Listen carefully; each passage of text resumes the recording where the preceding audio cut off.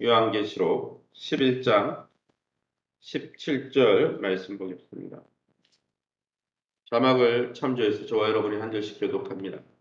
이르되 감사하옵나니 옛적에도 계셨고 지금도 계신 주 하나님 곧 전능하신 이여 친히 그 큰 권능을 잡으시고 왕노릇 하시도다. 18절 이방들이 분노하며 주의 진노가 내려 죽은 자를 심판하시며 종 선지자들과 성도들과 또 작은 자든지 큰 자든지 주의 이름을 경외하는 자들에게 상 주시며 또 땅을 망하게 하는 자들을 멸망시키실 대로소이다 하더라. 12장 1절로 넘어갑니다.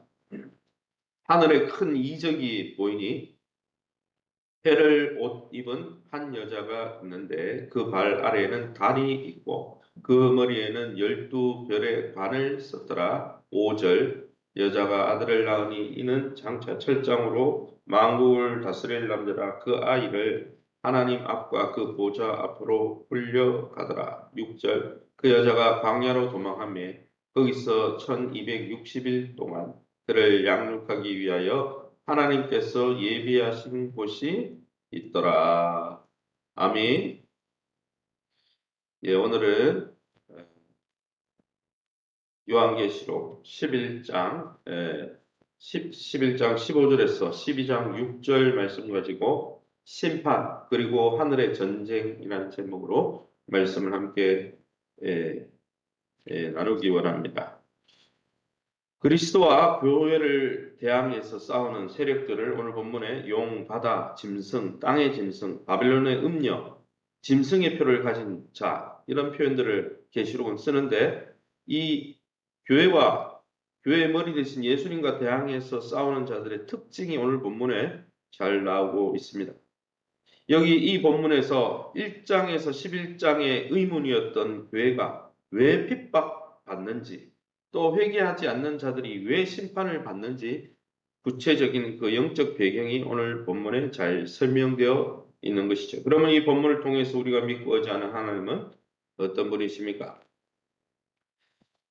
오늘 17절 말씀 17절 말씀입니다. 이르되 감사하옵나니 옛적에도 계셨고 지금도 계신 주 하나님 곧 전능하신 이여 11장 17절입니다. 친히 큰 권능을 잡으시고 왕노릇 하시더라. 옛적에도 계셨고 지금도 계신 시방도 계신 주 하나님입니다. 그런데 오늘 이 표현에 읽어보면 계시록에 하나님을 찬양할 때 옛적에도 계셨고 오늘도 계시고 장차 오실 일 이런 표현이 나오는데 이제 이 11장 17절 이후에는 장차 오실 자라는 표현이 없습니다. 사라져버립니다. 왜 그럽니까? 지금이 바로 하나님이 장차 오셔서 심판할 그때이기 때문에 장차 오실 일이라는 표현이 없는 거예요. 이제 마지막이 돼버렸기 때문에. 우리에게도 더는 앞으로 오실 분이라는 말이 필요 없는 주님의 재림의 때가 다가올 것입니다.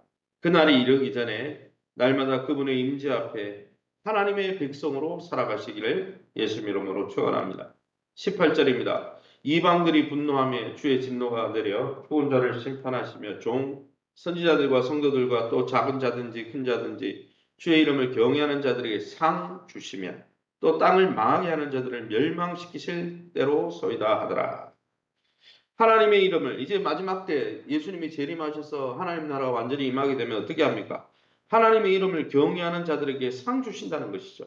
또 반대로 땅을 이 세상을 그들의 죄악과 불의함으로 파괴하던 자들 하나님 앞에 범죄하고 회개치 않던 자들을 심판하러 오신다는 것입니다.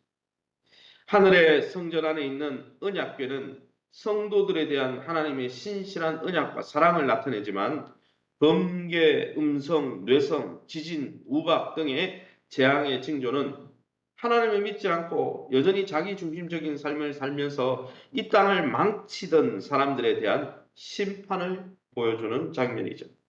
하나님의 심판이 없다면 이 땅에서 의롭게 살며 고난받는 이들에게 소망이 없을 것입니다. 24 장로들처럼 하나님의 심판을 요구할 만큼 의의 편에 서서 살아가고 있습니까? 세상 불의한 자나 믿는 자나 별반 차이가 없다. 그리고 불의한 사람처럼 나도 죄를 짓고 세상에 모든 것이 보니까 뭐 다 불의한데 나도 불의하게 살아야지. 그렇게 세상 편에 서서 살아가겠습니까? 아니면 이 하나님의 마지막 심판을 믿으며 믿음을 따라 사시겠습니까? 하늘에 속한 24장로들처럼 하나님의 편에 서서 하나님의 의로운 심판을 요구할 수 있는 저와 여러분 될 수 있기를 예수님 이름으로 축원합니다. 12장 5절입니다. 12장 5절에 여자가 아들을 낳으니 이는 장차 철장으로 만국을 다스릴 남자라 그 아이를 하나님 앞과 그 보좌 앞으로 올려가더라.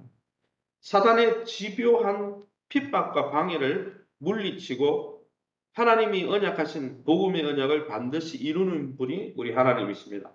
머리가 일곱, 열뿔, 일곱 면역관을 가진 이 사탄은 그 꼬리로 하늘의 별 3분의 1을 땅에 던질 만큼 강력한 권세로 예수님을 죽이려 하지만은 오늘 본문을 읽어보면 하나님은 그 그리스도 메시아로 오시는 예수님을 하늘로 승천시키셔서 만국을 다스리는 권세를 주셨다고 5절에 표현합니다.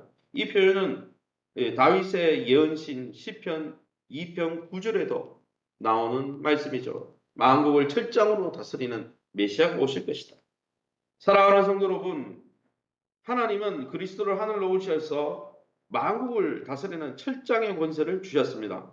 오늘 어떤 고난에 처할지라도 철장 권세로 대적을 깨뜨리시는 우리의 왕 되신 예수님께 믿고 맡기며 그분의 선하고 의로운 통치를 믿고 신뢰하며 믿음의 길을 가시기를 예수님의 이름으로 축원합니다. 6절입니다. 그 여자가 광야로 도망하며 거기서 1260일 동안 그를 양육하기 위하여 하나님께서 예비하신 곳이 있더라. 여기 여자가 나옵니다. 이 여자는 핍박받는 교회를 이야기하는 거죠. 주님의 교회. 이 핍박받는 교회로 하여금 사탄의 추격을 뿌리치고 광야로 들어가게 하십니다. 하나님. 또 거기서 1260일, 3년 반, 마치 엘리야가 기근에 비가 올 때 뭡니까? 이세벨과 아합이 막 득세해서 죽이려고 할 때, 하나님이 섬기는 선지자를 죽이려 할 때 3년 반 동안 숨어 그리시네가에서 하나님의 은혜를 누렸던 것처럼 하나님은 핍박받는 교회를 광야로 이끄셔서 거기에서 양육하신다 말씀하고 있습니다. 이 기간을 다니엘서에서는 한 때와 두 때와 반 때를 말하는 그런 시기로 이야기합니다. 주님의 초림과 재림 사이, 지금 우리가 살아가는 주님이 이미 오셨죠, 2000년 전에. 다시 오시기 직전이죠. 이 사이, 이 기간을 이야기하는 거죠. 사랑하는 성도 여러분, 지상의 교회들이 시험을 받고 고난을 받고 의인들이 오히려 세상 가운데 불이익을 당하는 기간이 있겠지만 하나님께서 그런 교회를 광야에서 보호하시고 그 출애굽시킨 이스라엘 백성을 광야 가운데 먹이시고 입히셨던 것처럼 우리를 장막 가운데 또한 어린 양 계신 주님이 선한 목자가 되셔서 우리를 양육하시고 돌보신다는 사실을 믿고 확신하며 믿음의 길을 가시기를 예수님 이름으로 축원합니다. 그러면 오늘 본문을 통해서 우리에게 주시는 교훈이 뭡니까? 12장 1절입니다. 하늘의 큰 이적을 보니 해를 하늘에 있는 해, 선을 이야기하는 거죠. 해를 옷 입은 한 여자가 있는데 그 발 아래는 달, 달이 있고 그 머리에는 12별의 관을 썼다. 영광스러운 모습을 묘사하고 있죠. 이 여자가 누구입니까? 태양을 입고 발 밑에 달을 두고 머리에는 12별의 면류관을 쓴 이 여자는 교회를 상징합니다. 왜 교회를 이렇게 영광스럽게 묘사합니까? 그것은 이 교회가 이처럼 영광스러운 까닭은 바로 이 표현에 아이라고 되어 있는데 아이를 낳잖아요. 또 그 아이를 양육하잖아요. 그 아이가 누구를 이야기합니까? 메시아를 이야기합니다. 예수 그리스도를 이야기합니다. 교회가 이처럼 영광스러운 까닭은 하늘의 왕 되신 예수 그리스도를 품고 그 마음의 가슴에 품고 있기 때문이죠. 우리의 영광도 이 질그릇의 보배이신 그리스도를 품을 때 빛을 발할 수 있다고 고린도후서 4장 7절에 교회가 영광스러운 이유는 그리스도를 품고 있기 때문이다 그랬는데 그러한 사실로 인해서 이 여자를 영광스럽게 표현하고 있다는 거죠. 그러기에 이 땅에 예수 그리스도를 왕으로 모신 영광스러운 교회로 날마다 그 영광 가운데 가면서 하나님이 우리를 지키시고 돌보신다는 사실을 깨닫고 날마다 의의 길, 믿음의 길로 행하시기를 예수님 이름으로 축원합니다. 이 시간에 우리 합심해서 기도하기 원합니다. 이 땅에 예수 그리스도의 중심에 그 영광스러운 교회를 많이 세워 주시고 우리 온 한국 교회와 세계 교회가 예수님을 머리로 그 예수님의 영광을 드러내는 교회가 되게 하시고 또한 그런 교회로 지키시고 양육해 주옵소서. 이 일을 위해서